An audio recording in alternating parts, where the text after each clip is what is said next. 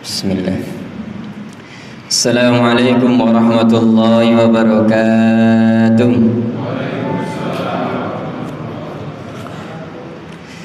Alhamdulillahi bi ni'matihi tatimmus salihat wa fi fadlihi tatanazzalu al-khairatu wal barakat wa bi tawfiqihi tatahaqqaqu al-maqasidu wal ghayat.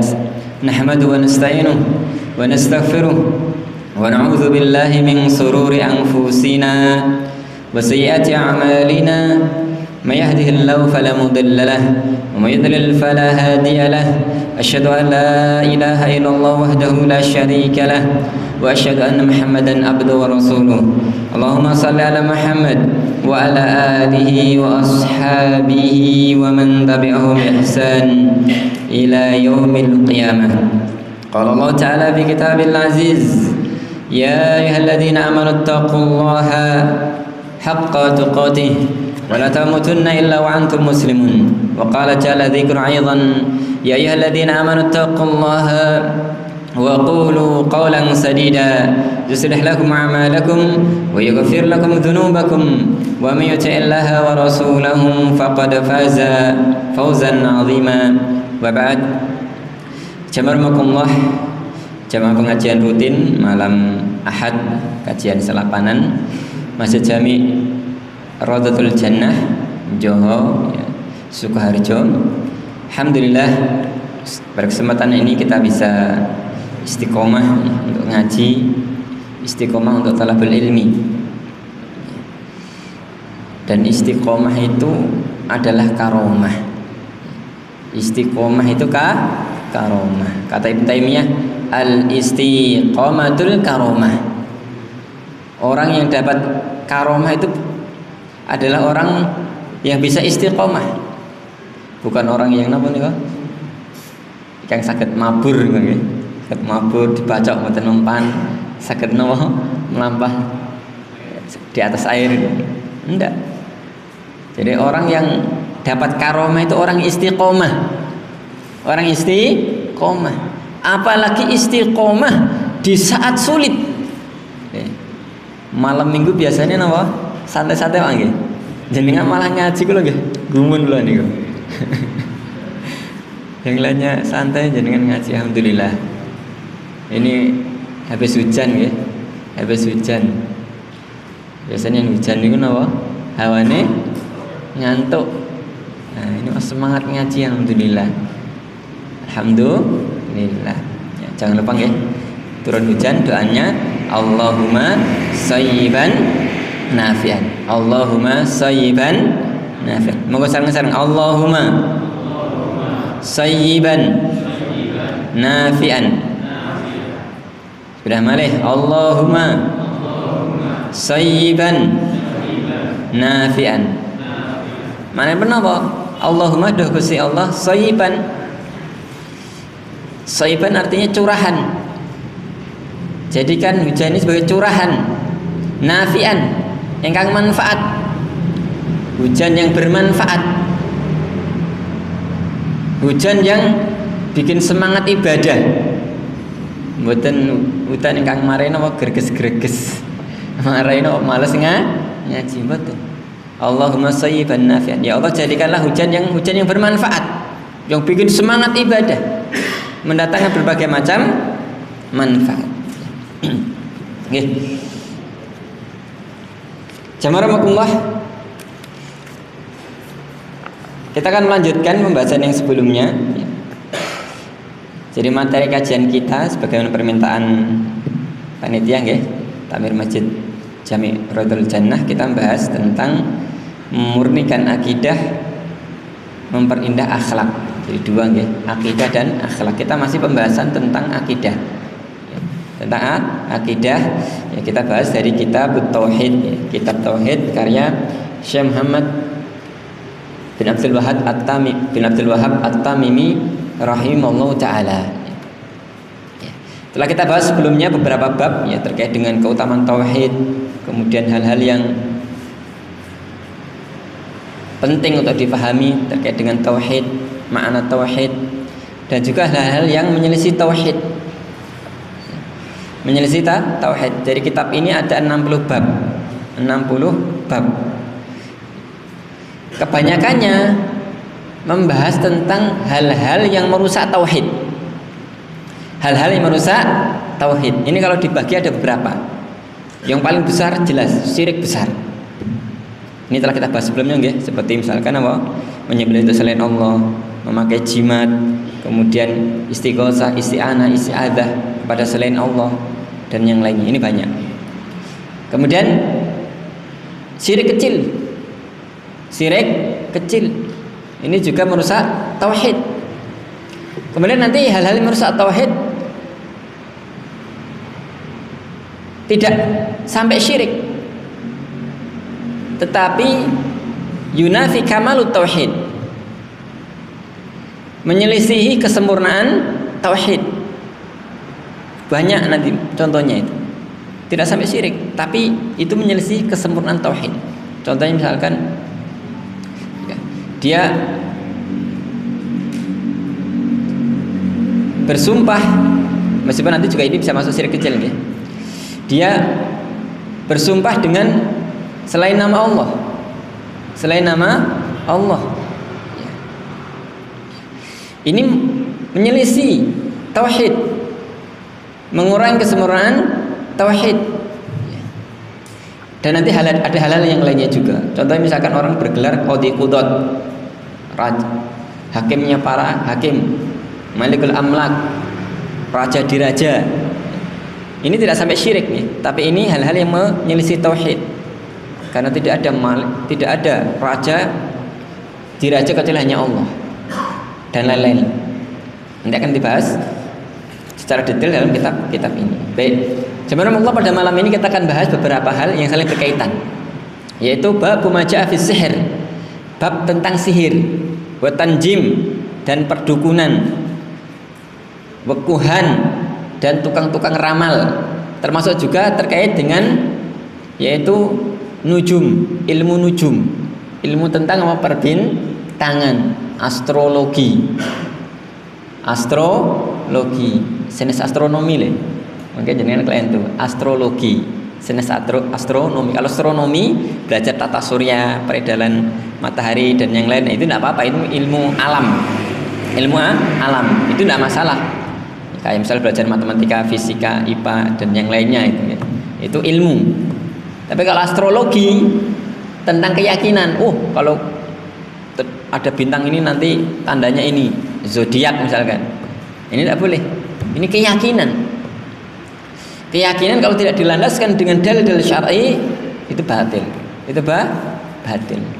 Jadi astrologi dan astronomi dua hal yang berbeda, Pak.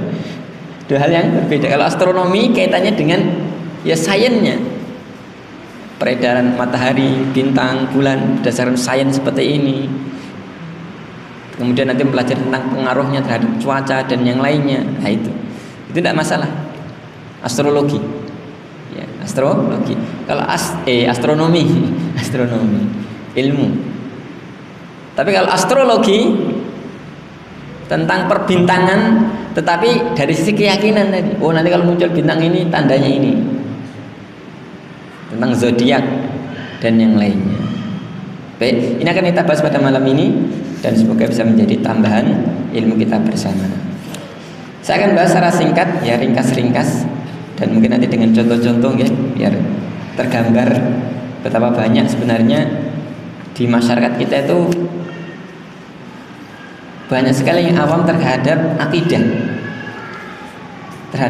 Akidah. Di antaranya ini menggampangkan masalah itu tadi. Menggampangkan masalah sihir. Meskipun muslim, Pak. Bahkan meskipun sholat, bahkan kadang-kadang sudah haji, tapi masih pergi ke dukun. Kata mboten? Bu, sing napa? Tiang ingkang napa? Teng dukun kok. Kata-kata yang ngaku muslim mboten, Pak? Ngaku muslim nih.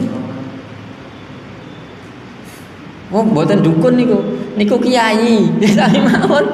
Kiai ngajari salat alhamdulillah, kiai ngajari ngeramal nggih dukun niku. Niku mboten kiai, mboten niku ustad sami mawon. Meskipun gelarnya kiai, ustad atau yang lainnya, kalau mengajarkan sihir, mengajarkan meramal, mengaku mengetahui yang gaib, sama saja. Itu sihir, itu dukun. Meskipun namanya mungkin macam-macam, namanya kiai, namanya ustadz, namanya paranormal, orang pintar dan yang lainnya, sama saja. Kalau yang dilakukan itu adalah sihir atau kuhan perdukunan, maka apa? Tetap hukumnya sama, meskipun namanya beda, namanya beda. Yeah. Syekh Muhammad bin Abdul Wahab, saya baca sedikit dulu bahasa Arabnya, ya. Kemudian saya terangkan singkat. Qala mu'allif rahimahullah ta'ala, penulis kitab ini mengatakan, bab ma ja'a fi sihr, bab apa-apa yang datang terkait sihir. Maksudnya bab ma ja'a minal adillati minas sihr fi sihr. Bab yang datang dalil-dalil terkait dengan sihir. Kemudian penulis membawakan beberapa ayat dan hadis. Saya tidak akan baca secara detail, saya akan bacakan inti-intinya saja. Inti-intinya saja sehingga kita nanti bisa dapat beberapa bab, ya. Ringkas saja. Sihir dulu. Bab ma ja'a fi sihir. Bab yang datang terkait dengan sihir. Wa qaulillahi ta'ala, dan firman Allah Ta'ala dalam surat Al-Baqarah ayat 102. Surat Al-Baqarah ayat 102, suratnya panjang ya, hampir satu lembar ya. Tapi kita coplekkan di antaranya. Dalam surat Al-Baqarah disebutkan wattaba'u ma tatlu syayatin 'ala mulki Sulaiman wa ma kafara Sulaiman walakinna asyayatin kafaru yu'allimuna an-nasa sihr, dan seterusnya. Kemudian di tengah ayat disebutkan wa ma yu'allimani min ahadin hatta yaqula innama nahnu fitnatun fala takfur. Ayat ini kalau dibahas panjang, maknanya banyak. Tapi intinya di situ dengan tegas mengindikasikan bahwasanya sihir itu kekufuran. Fala takfur, jangan kufur. Faedah yang kedua dari ayat ini, Al-Baqarah 102. Nabi Sulaiman tidak ngajari sihir, tidak ngajari sihir. Tapi yang ngajari apa? Ya tadi. Di zaman itu ada orang kemudian mengajari ilmu itu, dan ilmu itu tidak diajar kecuali hanya fitnah saja untuk manusia. Manusia terfitnah tidak dengan itu, dengan sihir itu. Di sini ada faedah yang lainnya juga menunjukkan sihir itu nyata ada. Karena sebagian kaum muslimin menolak sihir. Sihir nggak ada, sihir itu hanya ilusi dan seterusnya. Padahal sihir itu nyata ada, nyata ada. Meskipun permainan ilusi juga ada, ya. Orang main trik itu, tukang sulap itu juga ada. Dan itu bagian dari sihir juga. Jadi sihir itu maknanya luas. Tapi sihir hakiki ada, nyata. Bahkan Rasulullah pernah kena sihir, menunjukkan sihir itu nyata. Tidak sebagaimana pendapat sebagian kaum muslimin yang kemudian menolak adanya sihir. Padahal sihir itu nyata ada. Baik. Kembali ke inti pembahasan. Sihir itu ada, nyata, dan itu kekufuran. Kekufuran. Fala takfur. Jangan kalian kufur. Jangan sampai menyepelekan masalah sihir. Hanya gara-gara pengen jualan, pengen laku, pergi ke orang pintar. Ini bukan syirik, ini bukan sihir, ini sekedar cari wasilah, cari wasilah biar laris dagangannya. Akhirnya nanti ya ini tanya, ini Pak Kiai, Pak Ustadz, kalau pengen dodolan bakso teng mriko sepatus napa? Sepatus laris pripun? Wah, biasanya tidak mungkin Pak langsung nawari dagangan, Pak. wah ini entong lari ndak mau, pasti nanti dikelabui dulu. Ya kamu sabar, berusaha, sholat, sedekah, bagus-bagus Pak awalnya Pak. Namanya orang dukun ini ya pinter lih. Nggak mungkin dukun langsung ini jimat, nggak mungkin Pak, ditolak langsung. Nggak mungkin laku kayak gitu tuh. Pasti dengan ya kamu sabar, usaha, sholat, kan bagus itu. Lalu agar orang tuh wah ini bagus, ini benar kiai, benar Pak Ustadz itu ya. Kemudian setelah itu, lah ini sekedar wasilah, ini tak beri apa? Tak beri apa? Irus mungkin apa? Bikin bakso pakai ini. Kalau untuk melayani apa? Pelanggan, nah gini. Pripun pinten Pak Ustadz? Wah mboten sah. Lah ya pinter ya dagangnya nyebut harga kalah Pak. Lalu mboten. 500.000 kok larang men gitu nggih. Tapi kalau mboten sah, wah mboten iki piro ketoke sakti niki. Ketoke sakti langsung dikene napa? Sak gepok. Ketoke yang kurang gitu. Yang ora kurang ya alhamdulillah gitu. Itu. Akhirnya tadi. Dan semakin lama orang kayak gitu tuh banyak juga. Dan laris loh. Laris. Dan semakin pintar juga dengan baju-baju Islami. Baju-baju Islami. Jangan dikira dukun itu pakainya hitam, di rumahnya ada menyan. Wah, jangan dikira seperti itu. Dukun zaman ini ya keren, Pak. Pakainya koko, jubah, pakai sorban, weh, tasbih, sunah. Katanya nggih, meyakinkan kiai betul itu. Padahal dukun. Padahal apa? Dukun. Karena tidak belajar, tidak ngaji, akhirnya mudah terkecoh. Mirip orang saat ini nipu-nipu. Misalkan orang nipu apa nggih? Itu pakaiannya necis, pakai ini, padahal penipu, Pak. Penipu. Jadi semakin cerdas orang itu. Untuk menjerumuskan dalam kesesatan juga sama. Yang dukun ini dari dulu sama. Tujuannya sama, satu, mengajak kekufuran, yang kedua, cari materi. Mengambil harta orang lain dengan tidak hak. Ngaku tahu yang gaib. Ngaku bisa bantu ini dan itu. Padahal sihir. Ini hati-hati. Hati, jangan sampai terkecoh dengan dukun. Tukang sihir dan yang lain. Banyak sekali ayat, nanti akan dibacakan. Saya sebutkan beberapa di antaranya. Pertama ayat ini, kufuran. Yang kedua dalam sebuah hadis Rasulullah bersabda, "Man ata kahinan aw arafan lam tuqbal salatahu arba'ina yauman." Barang siapa datang pada tukang sihir, tukang ramal, maka tidak akan diterima salatnya 40 hari. Baru datang Pak. Ya, misalkan dengan ngeter kayak teko ngene tukang dukun, tukang ramal, baru datang saja sudah tidak diterima sholatnya 40 hari. Apalagi membenarkan, meyakini apa yang dia ucapkan. Dan hadis lain itu disebutkan man ata kahinan aw arafan fasaddaqahu bima yaqul. Kemudian dia membenarkan apa yang diucapkan. Manut-manut. Yakin dengan apa yang dikatakan dukun tadi, tukang ramal tadi. Faqad kafara bima unzila ala Muhammad. Maka dia telah kufur dengan apa yang datang dengannya Nabi Muhammad. Jadi ini besar. Jadi jangan sampai menyepelekan masalah sihir ini. Ya, menyepelekan masalah sihir.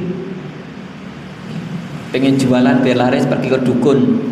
Ada masalah dengan keluarga, pergi ke dukun, cari solusi pripun Pak. Ngeten nanti diberi ramalan, diberi apa? Diberi apa? Diberi bacaan-bacaan nggak jelas, atau diberi tulisan-tulisan nggak jelas. Pemuda misalkan pengen apa? Dia ngesir gadis atau yang lainnya, tok ikut dukun, pelet mungkin. Pelet, atau mungkin dia sudah ngelamar ditolak, ya. Cinta ditolak, dukun bertindak. Orang Indonesia itu dikit-dikit dukun nih Pak. Bahkan, ini Saya kira jadi ngertos. Kegiatan profesional pun tak lepas dari dukun. Contohnya dulu nggih motor GP teng Mandalika, enten apa pawang hujan. Tapi kula ya seneng hujan terus nih. Wah, seneng kula nih. Kota teng dalan hujan terus alhamdulillah. Tidak bisa kalau Allah takdirkan hujan ya hujan.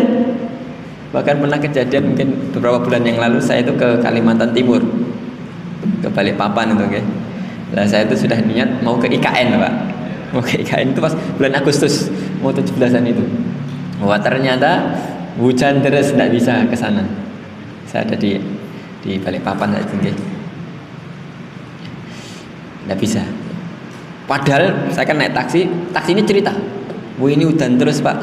Padahal itu Dusan itu pawang itu udah banyak Pak. Pawang hujannya banyak di IKN itu kan untuk ngejar proyek biar cepet 17 mau dipakai. Wah pawang hujannya kurangnya banyak. Yang dikerahkan banyak. Katanya hujannya itu dialihkan ke kota-kota sekitar. Balikpapan dan yang lainnya. Ternyata Pak hujan juga Pak. Hujan juga. Wes nasib itu. Ini yang rugi 2 kali, bayarnya larang itu hutan. Nah, jadi orang kalau bermain dengan dukun udah rugi, Pak. Rugi agama, rugi materi. Rugi materi. Dan pembodohan. Orang misalkan mau jualan bakso, sudah dengan cara yang benar, belajar betul cara bikin bakso yang enak itu seperti apa. Belajar betul bagaimana biar pelanggan itu senang datang ke situ. Nah, ini belum apa-apa sudah keluar modal dulu. Nggih iruse mahare 2 yuta. Lah irus 2 yuta, jenengan tebas teng laris irus 2 yuta entuk sak truk niku. Dandange 2,5 juta. Waduh, ini pembodohan namanya. Pembodohan. Nah, jadi orang yang berinteraksi dengan tadi dukun, tuang ram dan lainnya itu sebenarnya bodoh. Bodoh secara agama, bodoh juga secara apa? Akal. Andai kata dukun itu benar-benar bisa mendatangkan rezeki, kenapa dia tidak datangkan rezeki sendiri? Lalu andai kata dukun itu bisa menjual irus yang mantap, dia jualan bakso sendiri, akhirnya nanti banyak pelanggannya itu. Enggak juga.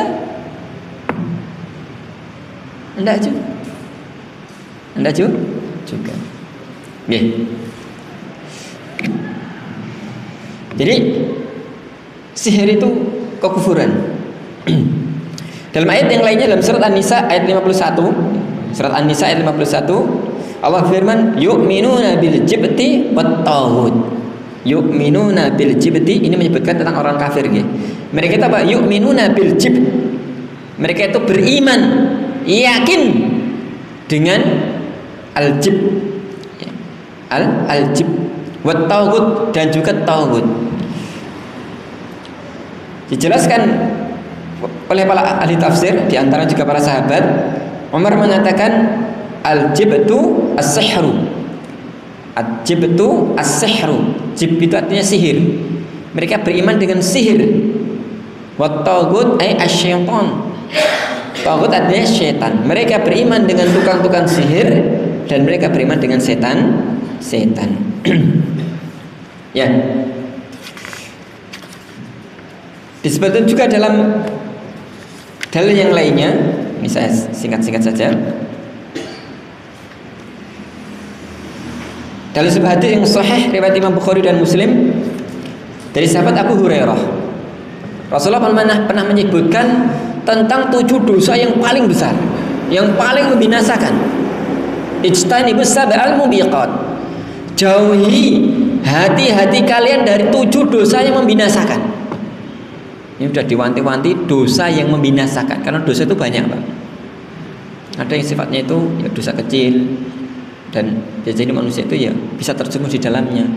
Tapi ada dosa-dosa yang besar, jangan sampai sekali-kali terjerumus di dalamnya. Ada 7. Yang pertama asyirku billah, syirik kepada Allah. Ini jelas dan telah kita bahas tentang syirik. Yang kedua wasihru, dan sihir. Kenapa? Sihir. Kemudian yang ketiga wa qatlun nafsi allati harramallahu illa bil haqq, dan membunuh jiwa yang Allah haramkan kecuali dengan hak, wal akul riba, dan makan riba, wa aklul mal yatim, memakan harta anak yatim, wa tawalli zamal zahf, dan lari dari medan perang, wa qadful muhsanatil ghafilatil mu'minat, dan menuduh wanita yang baik dengan perbuatan fahisyah, perbuatan keji. Intinya dari hadis ini jamaah rahimakumullah, ini 7 dosa besar. Dan kalau kita perhatikan disebut sihir setelah syirik, Pak. Menunjukkan ini tingkatan sihir itu dosa yang besar sekali, Pak. Sebelum yang lainnya tadi. Sebelum membunuh, sebelum apa tadi? Memakan riba dan yang lainnya. Sihir dulu disebutkan. Karena sihir ini dekat dengan syirik juga. Dekat dengan syirik. Syirik dosa yang paling besar, tidak mungkin diampuni. Sihir ada unsur kesyirikan juga. Untuk itu tidak bisa diremehkan. Jangan sampai meremehkan sihir. Jangan sampai meremehkan sihir. Meskipun benar ada masalah. Contoh yang pernah kita sebutkan kemarin, ya. Contoh yang sering terjadi, orang kehilangan dompet atau yang lainnya, kemudian pergi ke tukang apa? Orang pintar katanya. Pak Ustadz, Pak Kiai, dompet kula hilang. Weh. Yes, besok sini lagi dengan kepala apa? Dengan ayam hitam, kepala hitam. Wah, betul, besok dengan kepala hitam. Tapi sudah ditanya dulu hilangnya di mana? Oh, di sana. Besok datang situ dengan ayam, kepala hitam atau yang lainnya lah gitu. Intinya sebenarnya itu hanya trik saja, Pak. Mengulur waktu sebenarnya. Mengulur waktu. Tidak mungkin saat itu langsung, tidak mungkin gitu. Tidak mungkin. Atau minimal ada jeda itu. Jadi sebenarnya tukang sihir itu ya akal-akalan kadang-kadang. Jadi dia punya jin, nah jin ini tanya jin di tempat kehilangan tadi. Dan kalau dia ada di situ ya tahu gitu. Jadi jin itu kayak manusia. Dia bisa melihat apa yang di sekitarnya. Misalkan jenengan cangkruan, Pak, ya. Cangkruan kemudian di situ ada kejadian tertentu. Yang jenengan tahu di situ ada kejadian itu. Itu bukan hal yang gaib. Jadi misalkan dia ke kebun, kemudian jatuh HP-nya di kebun itu. Orangnya datang ke dukun. Dukun tadi nggak tahu apa-apa. Bahkan jinnya dukun tadi juga nggak tahu apa-apa. Tapi jinnya dukun bisa pergi ke lokasi, survei istilah kita nggak. Nah di situ tanya jin yang di situ. Ketemu salah satu jin. Kalau bahasa kita Hebrew, nah gitu. Hebrew. Tadi kamu lihat tak gini-gini? Oh iya. Tadi dia di sini saya lihat. Tadi dia pergi mana? Oh dia tadi di situ. Dia di pojok situ. Di situ ada jinnya lagi. Tanya jin yang di situ. Oh iya, tadi dompetnya jatuh di sini. Mudah, kayak gitu mudah. Tapi orang yang nggak paham itu, nggak paham akidah, wah dikiranya tahu yang gaib. Tahu yang gaib. Adalah hanya trik jin aja. Trik jin. Dan kadang-kala juga nggak seperti itu. Kadang-kala juga sebenarnya dukun tadi ya dukun abal-abal. Dia itu nggak tahu, dia nggak punya jin juga. Dia hanya ngawur aja. Oh itu di sini, ngawur. Kebetulan bener. Banyak seperti itu. Jadi hanya tukang tipu saja. Tapi bisa jadi memang dukun betulan. Dukun betulan, tukang sihir betulan. Dia punya jin, dia bekerja sama dengan jin dan melakukan aksinya itu. Dan itu bisa. Tidak semuanya yang bisa itu boleh. Sekali lagi, tidak semuanya yang bisa itu boleh. Sihir itu bisa. Ada pengaruhnya, bisa terjadi. Tapi apakah itu boleh? Tidak boleh. Karena jelas syariat melarang sihir, itu kekufuran. Jadi jangan sampai ketika itu bisa terjadi kemudian melakukan itu. Melakukan itu. Mirip orang misalkan ngambil hartanya orang lain, mencuri, bisa tidak mencuri, Pak? Bisa tidak? Bisa. Tapi apakah suatu yang bisa itu benar boleh? Belum tentu. Mencuri jelas tidak boleh, meskipun bisa. Meskipun bisa. Sihir juga sama, meskipun bisa, tapi itu tidak boleh. Itu kesyirikan, itu kekufuran. Untuk itu para sahabat itu tegas sekali dengan orang-orang yang berbuat sihir. Di zaman para sahabat Pernah kejadian apa? Orang melakukan sihir. Maka kemudian di zaman itu langsung dibunuh. Salah seorang sahabat Jundab, dia mengatakan haddus sahir darbu bisayf. Hukuman tukang sihir itu apa? Dipenggal lehernya. Wala yustatab. Sebagian ulama menjelaskan wala yustatab, dan tidak dimintai tobat. Beda dengan dosa yang lainnya. Misalkan orang melakukan pembunuhan atau yang lainnya atau ini, maka dimintai tobat, Pak. Tapi kalau tukang sihir itu adalah pendusta sejati, Pak. Dia ngomong enggak pun iya sebenarnya. Dia ngomong tobat pun sebenarnya enggak tobat juga. Sehingga para ulama dalam kitab fikihnya sebutkan tukang sihir itu tidak dimintai tobat, langsung dihukum. Beda dengan dosa yang lainnya, dimintai tobat dulu. Dimintai tobat, menunjukkan ini enggak masalah serius. Kalau dosa yang lainnya orang mau dihukum dimintai tobat. Kalau sihir langsung tegakkan hukumnya. Tapi tidak boleh jangan nanti main hakim sendiri, okay? Ada yang dituduh dukun kemudian dibakar, tidak boleh. Tetap harus aparat yang melakukannya. Baik. Diriwayatkan dari sahabat yang lainnya, di antaranya dari Baja'ah bin Abdah, disebutkan kata Umar bin Khattab. Umar bin Khattab telah menetapkan, menulis ketetapan ana qatulu kulla sahirin wa sahirah, untuk menghukum bunuh setiap tukang sihir, laki-laki maupun perempuan. Jadi ketika Umar bin Khattab jadi khalifah, menetapkan sebuah ketetapan, yaitu apa? Tukang sihir hukumnya dibunuh. Dibunuh. Qala, kemudian sahabat tadi Baja'ah bin Abdah, dia mengatakan faqatalna thalathas sawahir, dan kami telah melakukan hal itu. Kami membunuh 3 orang tukang sihir. Maksudnya menetapkan hukuman untuk tukang sihir, 3 tukang sihir di zaman itu.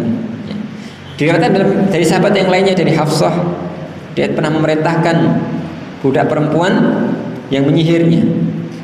Dan juga diriwayatkan dari Jundab dan sahabat yang lainnya. Imam Ahmad mengatakan faqatus sahha anits thalath min as-sahabah, dan telah sahih diriwayatkan dari 3 orang sahabat. Maksudnya diriwayatkan penegakan hukuman tadi bunuh kepada tukang sihir dari 3 orang sahabat. Baik, jemaah, ini hukum sihir jelas. Sekarang kita masuk berikutnya, jenis-jenis sihir dan contoh-contohnya. Mu'allif mengatakan babu anma'id, bab tentang jenis-jenis sihir. Ini saya ingin percepat, ya.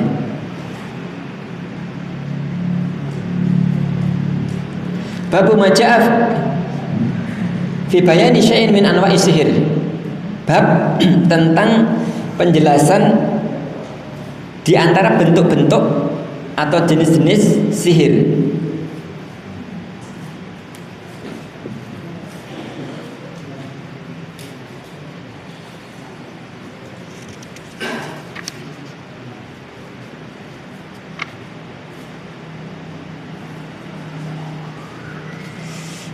Ini babnya panjang, saya akan singkat saja, nggih.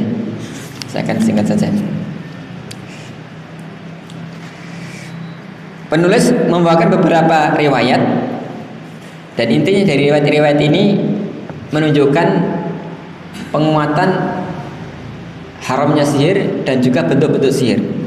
Yang pertama, riwayat Muslim yang diriwayatkan oleh istri beliau, bahwasanya Rasulullah bersabda, "Man ata arrafan fasalahu an syai'in fasaddaqahu lam tuqbal salatahu arba'ina yauman." Ini hadis tadi, nggih. Barang siapa datang pada tukang ramal. Jadi tukang ramal itu juga termasuk bentuk sihir. Ya. Bentuk sihir atau sejenisnya. Dan dia membenarkan apa yang dia ucapkan, tidak akan diterima salatnya 40 hari. Dalam riwayat yang lainnya, riwayat Abu Dawud, man ata kahinan fasaddaqahu bima yaqul, barang siapa datang pada kahin, dukun. Jadi ada istilahnya sihir, tadi kemudian arraf, kemudian kahin. Sihir itu ya sihir itu. Kemudian arrafan, orang yang sok tahu, atau bahasa kita tukang ramal. Kemudian kahin artinya dukun. Ini agak beda tapi kadang-kala sama ya. Tukang sihir, tukang ramal, tukang dukun.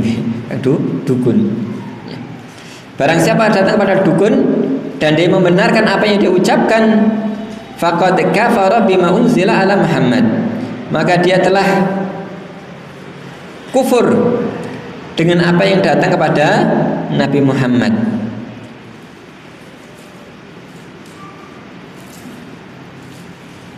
Dalam riwayat yang lainnya, man ata arrafan aw kahinan, dua-duanya digabungkan, arraf dan kahin. Fasaddaqahu bima yaqul, dan dia membenarkan apa yang diucapkan, faqad kafara bima unzila ala Muhammad.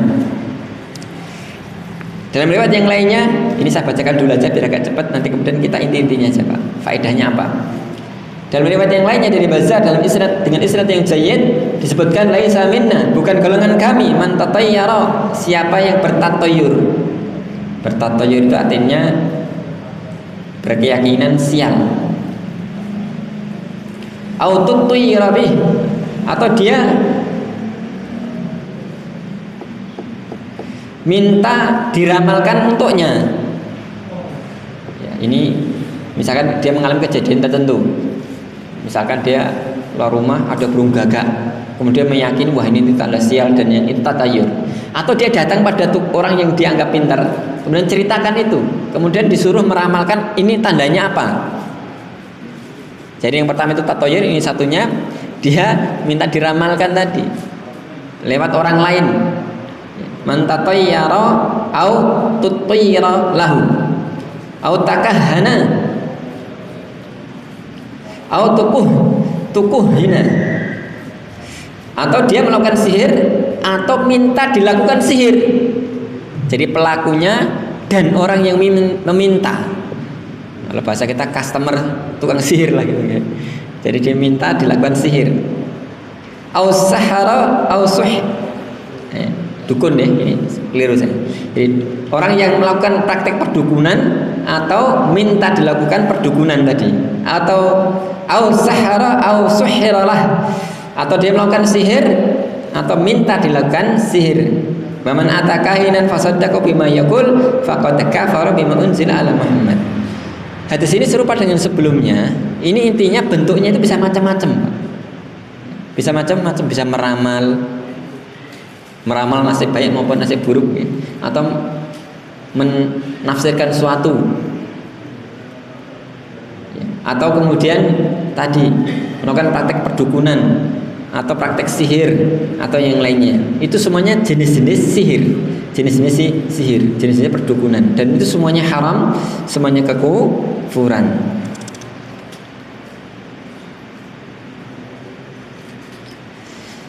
Sebagian ulama merinci, saya sebutkan ringkas saja. Arraf, orang pintar, yang disebut kadang paranormal itu ya, ialah orang yang mengklaim mengetahui dengan menggunakan isyarat-isyarat untuk menunjukkan barang curian atau tempat barang hilang atau semacamnya. Ini disebut arraf.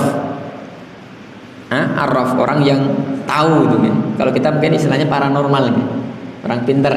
Arraf istilahnya arrafan, dia arif, tahu, arraf. Adapun kahin, dukun, adalah orang yang memberitahukan tentang perkara-perkara yang akan terjadi di masa datang. Di masa datang. Ada pula yang mengatakan, yaitu orang yang memberitahu apa yang tersimpan dalam hati seseorang.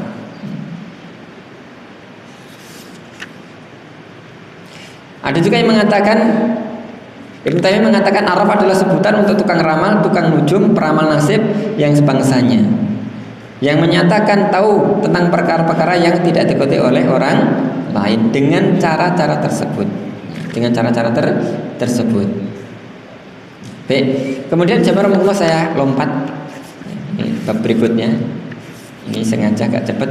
Inti-intinya saja Pak. Soalnya kalau dibaca detail ini malam nanti malah ngantuk itu. Bab berikutnya bab 27. Tadi bab 24, bab 25, 26. Sekarang 27. Bab maca fi nusrah. Nah, ini juga penting. Nusrah. Ya. Bab maca fi nusrah. Jabir menuturkan bahwasanya Nabi ketika ditanya tentang nusrah beliau menjawab, "Hiya min amali syaitan." Itu termasuk amalan syaitan. Nusrah itu apa, Pak? Nusrah itu mengobati sihir dengan sihir. Kadang orang nggak mau melakukan sihir, tapi ketika kena sihir datang ke tukang sihir untuk diobati. Ini juga tidak boleh, sama saja. Meskipun untuk mengobati, itu juga bentuk sihir, bentuk perdukunan juga. Misalkan orang kena santet atau yang lainnya, datang ke orang pintar juga akan disembuhkan, sama saja. Nah, terus bagaimana? Nusrah tidak boleh. Yang boleh bagaimana? Dengan cara syar'i. 1. Dengan diruqyah. 2. Dengan dicari buhulnya. Karena sihir itu ada buhulnya. Dicari. Dan itu bisa dicari. Mungkin dia amati kemarin kejadiannya apa, ada ndak orang yang asing ke situ atau bagaimana, dicari di tempat-tempat yang ada. Bisa. Ketika Nabi disihir, kemudian ada indikasi yang melakukan itu, dicari orangnya itu, kemudian dicari buhulnya, ketemu juga, kemudian dibakar, dibakar atau dihilangkan, dimusnahkan. Jadi banyak cara untuk mengobati sihir. Jangan sampai dengan melakukan sihir. Jangan sampai melakukan sihir. Sihir itu dilarang. Mengobati sihir dengan sihir itu juga dilarang. Itu juga dilarang. Ya, baik. Intinya itu, guys. Jadi mengobati sihir kalau dengan hal yang dibenarkan syariat, dengan ruqyah, dengan dicari buhulnya atau yang lainnya, maka boleh. Tapi kalau diobati dengan sihir juga, itu namanya nusrah. Ini dilarang. Ini dilarang. Kemudian bab berikutnya bab ke-28. Bab ke-28 ini sampai jam berapa nggih? Ini masih jam 8 tuh. Bener jamnya tuh. Cocok nggak mboten? Bu? Nyantok dereng? Weh. Beneran le. Ini malam minggu lah, ini kan pasar malam nih. Enten pasar malam. Mboten. Nah, ini kenapa? Oh, tidak beli jualan, tak kira pasar malam. Oke, alhamdulillah. Niki lanjut apa sampun?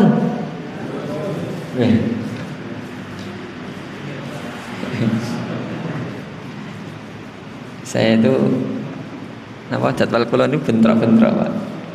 Kalau di 2 hari ini pengajian saya ada 5, Pak. Tadi subuh, tadi maghrib, ini besok habis subuh itu juga ada yang minta, tapi saya cancel, pun belum sanggup. Karena besok pagi juga ada kerja di pondok ini. Oh, udah operasinya dulu nggih, alhamdulillah. Alhamdulillah.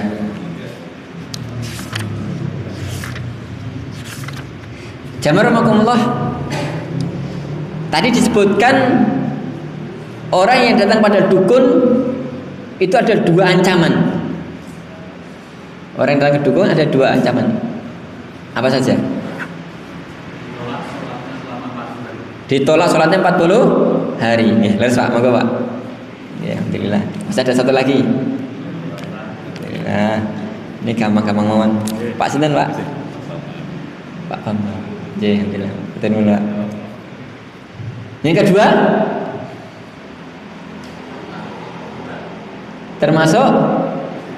termasuk kekufuran, faqad kafara bima unzila ala Muhammad. Nih, maka Pak. Nah, ini nggih, angsal nih. Meskipun mungkin donatur juga ini. Sana sih mawon. Nggih, tenun Pak. Jadi orang yang datang ke dukun ada 2 ancaman. Yang pertama, lam tuqbal sholatahu arba'ina yauman. Tidak diterima salatnya 40 hari. Yang kedua, Faqad kafara bima unzila ala Muhammad. Dia telah kufur dengan apa yang diturunkan pada Nabi Muhammad. Dan ini lebih parah. Kalau tidak diterima sholatnya 40 hari, jadi dia masih muslim, hanya tidak diterima ibadahnya. Tapi kalau kufur, ini parah, berarti dia keluar dari Islam. Untuk itu sebagian ulama dalam kitab-kitab mereka menulis tentang bab murtad, bab tentang hukum murtad. Sebagian menulis kitab Nawaqidul Islam, pembatal keislaman. Di antaranya sihir. Dan sihir itu membatalkan keislaman. Meskipun mungkin orang tak awalnya Islam, meskipun dia sholat, meskipun mungkin dia zakat, haji, puasa dan seterusnya, ketika dia berbuat sihir, maka sihir ini membatalkan keislamannya. Mirip orang sudah wudhu, mungkin sudah mandi besar atau yang lainnya, tapi kemudian hadas, batal wudhunya, batal.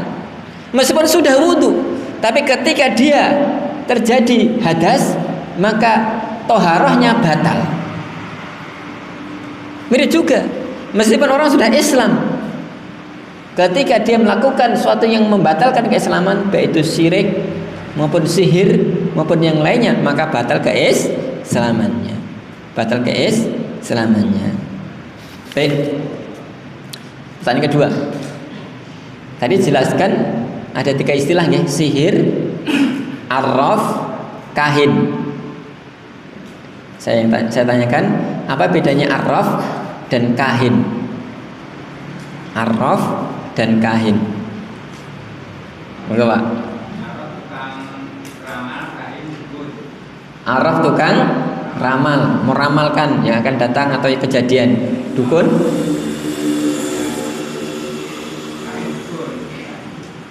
Dukun melakukan praktek pedukunan dan ya, nggih, monggo, Pak. Alhamdulillah. Pak sinten Pak namanya? Pak Sugi? Ya, nggih. Enggak, Pak. Alhamdulillah. Ketoknya abot deh, Pak. Ternyata di sini nampak. Empuk ini apa nggih? Niki misalkan arto nggih kathah niki. Niki yen arto nggih kathah niki. Alhamdulillah. Ibu-ibu, Bu, napa nggih pertanyaan ibu-ibu?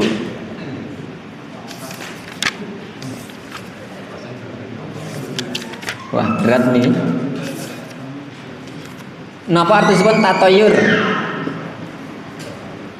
Tatoyur itu napa, Bu? Enten dijawab tatoyur. Wah, ini malu-malu ini. Enten yang napa yang diwawastani tatoyur?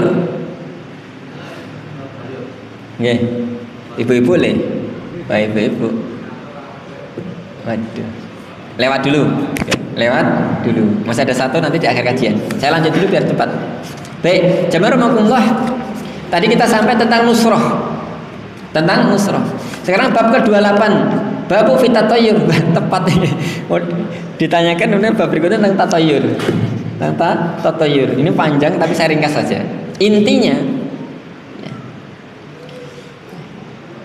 jadi sebelum intinya saya bacakan ayat-ayatnya dulu. Bab maja fitatayur. Ini penting sekali, Pak. Ini penting sekali dan ini yang bikin orang itu hidup bahagia tidak bahagia. Tatayur, berpikiran sial. Kalau Allah Ta'ala Allah berfirman dalam surat A'raf ayat 131, ala innama ta'iruhum indallah walakin aktsaruhum la ya'lamun. Ketahuilah sesungguhnya kesialan mereka itu adalah ketetapan Allah. Akan tetapi kebanyakan mereka tidak mengetahuinya. Ini sebenarnya panjang.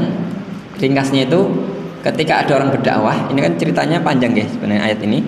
Para nabi dakwah, orang soleh dakwah, kemudian ketika dakwah kaumnya itu malah menyalahkan, wah kami sial gara-gara kalian. Jadi juru dakwah itu repot, Pak. Sudah diayeli, kemudian ditolak, difitnah. Termasuk juga ini juru dakwah digelari dengan apa? pembawa kesialan, pembawa masalah. Gara-gara kalian jadi ini masalah dan seterusnya. Akhirnya menuduh pembawa kesialan orang juru dakwah tadi. Maka kemudian dibalik oleh Allah. Sesungguhnya kesialan kalian itu adalah apa? Ketetapan Allah. Allah telah tetapkan. Allah telah tetapkan apa yang akan menimpa kalian. Dalam surat Yasin ini sering dibaca nggih. Qalu ta'irukum ma'akum a'in dzukirtum bal antum qaumun musrifun. Utusan-utusan itu mengatakan kemalangan kamu adalah karena diri kamu sendiri. Apakah jika kamu diberi peringatan kamu mengancam kami, sebenarnya kamu adalah kaum yang melampaui batas ya. Ini maknanya sama dengan tadi nggih. Jadi orang-orang yang dakwah tadi merasa sial gara-gara apa? Datangnya tukang dakwah tadi. Gara-gara diingatkan tukang dakwah tadi. Baik, kemudian langsung aja ke inti pembahasan. Ini ayatnya nggih. Jadi penulis kitab ini sebenarnya sengaja setiap bab itu membawakan ayat-ayat yang berkaitan. Meskipun ayat itu bisa bermakna umum dan kadang-kala tidak langsung ke inti pembahasan. Ke inti pembahasan. Ini seperti mirip Imam Bukhari ketika menulis kitabnya. Itu mirip seperti ini caranya. Ini kalau di santri, di pesantren paham kayaknya. Jadi setiap penulis kitab itu memiliki metode dalam menulis. Di antaranya Imam Bukhari itu selalu mengawali bab-babnya itu dengan Al-Quran. Meskipun kadang-kala kalau dilihat itu ini hubungannya apa dengan bab itu. Syekh Muhammad bin Abdul Wahab juga demikian. Selalu dalam kitab ini beliau membawakan ayat-ayat dulu, baru hadis, baru penjelasan ulama. Beda dengan kita. Kalau orang zaman sekarang kalau ngaji atau membahas buku panjang lebar omongnya, begini. Nanti dalilnya baru ini. Dalilnya sebutan terakhir, Pak. Jadi lebih suka dengan omongan dia, teori-teori dia, baru membawakan ayat atau hadis. Kalau ulama besar tidak. Mereka sedikit sekali bicara. Mereka membawakan dengan dalil dulu, dengan ayat dulu, baru kemudian hadis. Menunjukkan apa yang diungkapkan itu bukan teori dia, bukan ucapan dia, tapi ini firman-Nya Allah. Ini sabda Rasulullah. Sabda Rasulullah. Kita lanjutkan. Kemudian beliau membawakan beberapa hadis. Di antaranya hadis Abu Hurairah, la adwa wala tiyarata wala hamata wala safar. Tidak ada adwa. Adwa itu penyakit menular dengan sendirinya. Tiba-tiba menular. Tidak ada. Wala tiyarata, dan tidak ada tatayur. Wala hamah, tidak ada juga burung hantu. Hamah. Ini maksudnya bukan nggak ada burung hantu, Pak. Burung hantu ada itu. Yang dinafikan di sini adalah keyakinan terhadap burung hantu. Kalau burung hantu datang, wah ini tanda apa? Petaka, tanda kematian. Atau kalau di kita burung gagak. Jadi tidak ada burung gagak.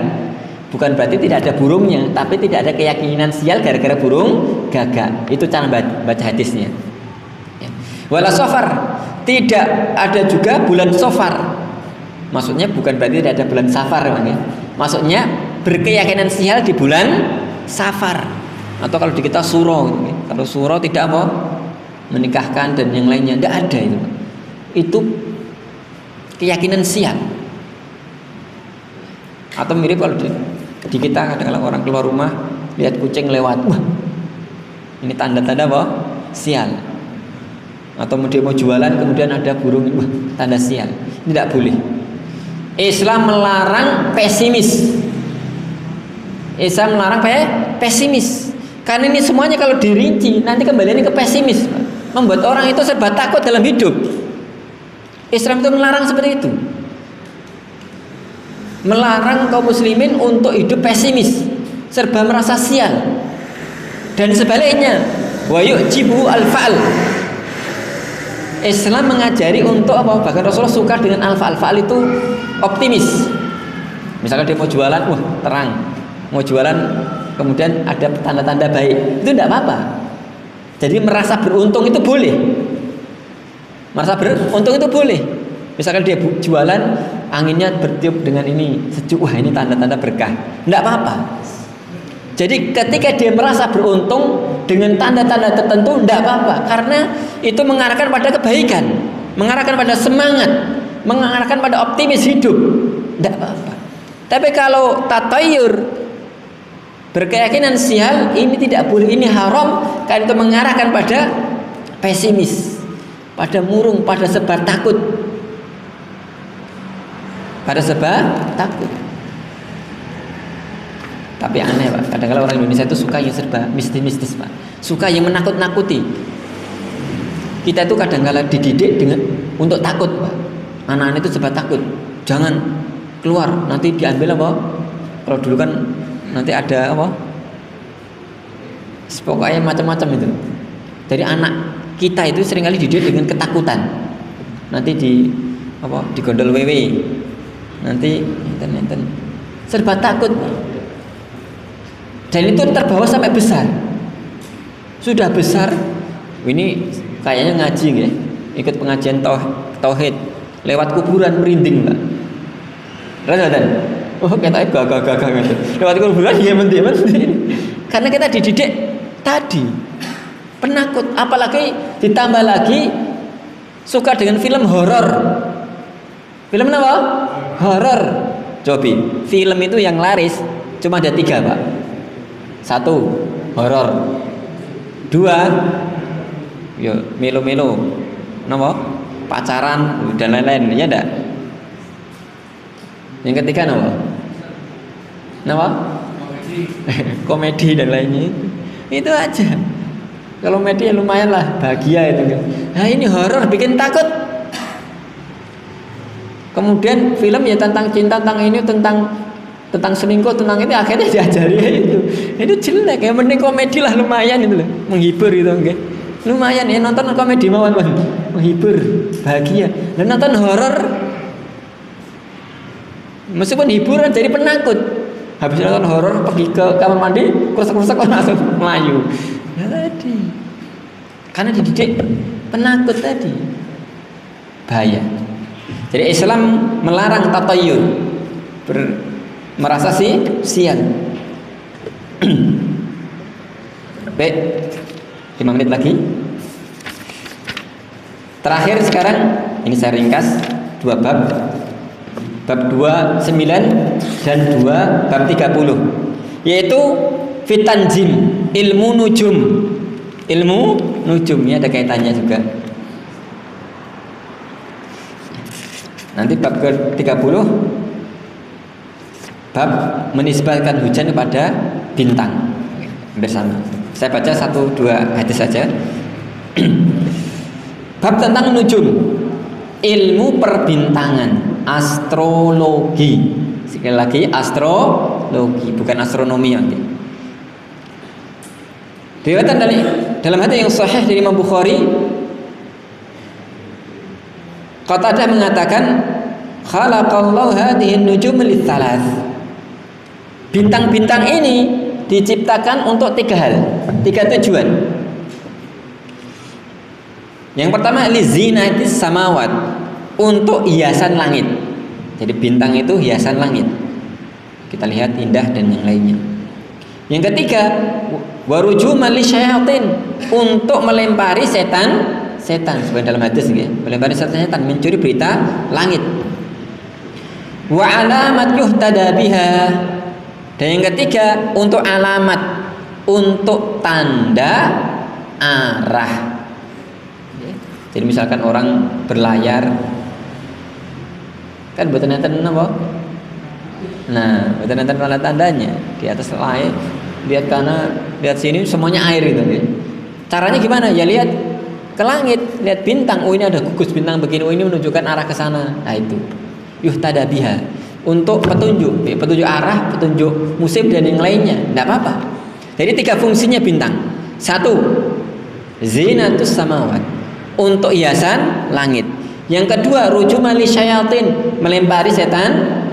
Yang ketiga, wa alamat yuhtada biha, dan untuk alamat, untuk penunjuk arah, musim dan yang lainnya. Faman ta'awwala fiha ghaira dzalika akhta'a wa ata'a nasibahu wa kallafa ma la alima lahu bih. Barang siapa takwilkan yang lainnya, oh kalau ada bintang ini nanti begini, kalau dia zodiaknya ini dia akan begini, ya, dia mentakwilkan itu, oh ini tanda begini, maka faqad akhta'a, dia telah salah, wa adoa, dan juga telah menyimpang, dan dia membebani dirinya sendiri dengan sesuatu yang di luar kemampuannya, di luar pengetahuannya. Kemudian dalam hadis yang lainnya, ada 3 orang yang tidak akan masuk surga, la yadkhulunal jannah. Yang pertama, peminum khamr. Yang kedua, musaddiqu bisihr, orang yang membenarkan sihir. Membenarkan sihir. Termasuk di sini adalah tadi percaya dengan ilmu ramal tadi, dengan perbintangan, astrologi dan yang lainnya. Yang terakhir, bab 30, yaitu orang yang menisbatkan turunnya hujan dengan bintang. Mutirna binauin kada. Ini hadisnya panjang, saya potong aja hadisnya.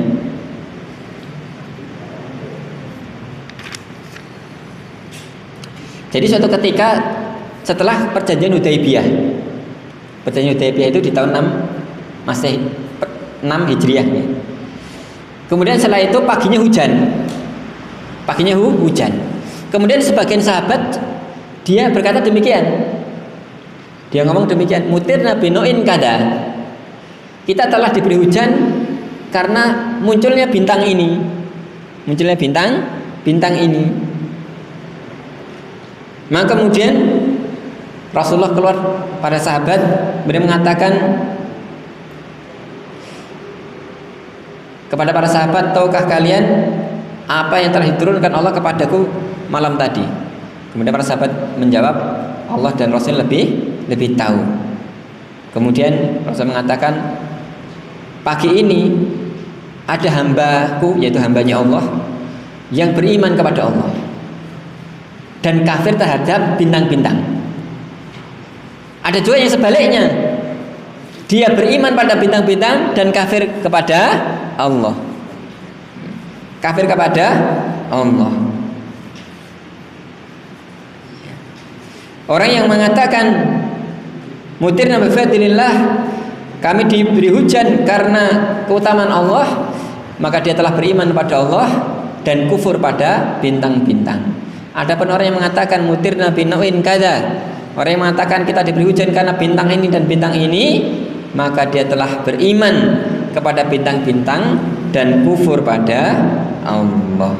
Intinya dari hadis ini menisbatkan turunnya rahmat dengan hal-hal yang bukan sebab turunnya rahmat itu. Jadi turunnya hujan rahmatnya Allah. Allah yang menetapkan karunia untuk manusia, bukan karena bintang ini atau bintang itu. Mirip misalnya kejadian tertentu kemudian dapat sesuatu, sudah memuji Allah. Jangan sampai malah menisbatkan pada selain Allah. Nanti akan dibahas pada beberapa bab berikutnya. Termasuk juga misalkan orang mengatakan, wah, andai kata nggak ada kamu pasti ini hancur. Wah, andai kata nggak ada kamu pasti saya bangkrut.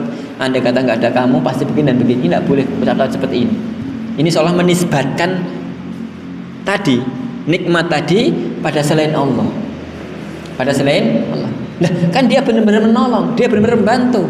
Ucapkan alhamdulillah karena keutamaan Allah lewat kamu, atau kemudian pertolongan kamu. Tidak apa-apa begitu. Dan ini nisbatan dulu pada Allah, baru kemudian apa? Ucapan terima kasih, bersyukur pada tadi. Tidak masalah seperti itu. Tapi kalau tiba-tiba itu hatinya itu kemudian terikat faktor utamanya tadi, ini termasuk hal-hal yang menyelisih kesempurnaan tauhid. Meskipun dia tahu ya, sebenarnya Allah. Sahabat tadi yang mengatakan mutirna binauin kada, kita diberi hujan karena bintang ini, itu sahabat. Itu orang beriman ini. Tidak mungkin mereka kemudian mengkufuri apa takdirnya Allah, enggak. Itu hanya ucapan saja. Tapi ucapan itu saja ditegur Rasulullah. Bahwa dikatakan apa? Ada orang yang beriman dengan Allah dan kafir pada bintang-bintang. Ada juga orang yang beriman pada bintang-bintang, kafir pada Allah. Menunjukkan ini kan tegas, keras ancamannya. Meskipun kita yakini sahabat tadi tidak mungkin meyakini itu.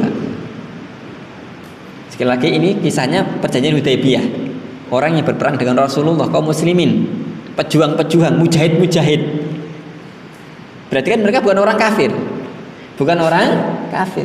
Dan juga mereka bukan orang biasa, orang yang jihad bersama Nabi, berjuang bersama Nabi. Itu saja masih bisa salah dalam akidah, apalagi kita. Menunjukkan sama Allah pentingnya belajar tauhid. Belajar tauhid. Bisa jadi orang itu sudah Islam, Pak. Mungkin dia juga sudah ngaji, tapi mungkin ngaji tauhidnya perlu ditambah. Akhirnya apa? Dia bisa kemudian tahu bagaimana harus berucap, bagaimana harus berkeyakinan, bagaimana harus bertindak. Demikian beberapa hal ya terkait dengan masalah sihir, kahin, tentang nujum, ilmu perbintangan dan yang lainnya. Dan semuanya ini adalah hal-hal yang yunafi kamalut tauhid, bisa mengurangi kesempurnaan tauhid atau bahkan membatalkan. Kalau sihir tadi membatalkan. Demikian, semoga bermanfaat. A'lam bishawab. Wassalatu wassalamu Muhammad. Assalamualaikum warahmatullahi wabarakatuh.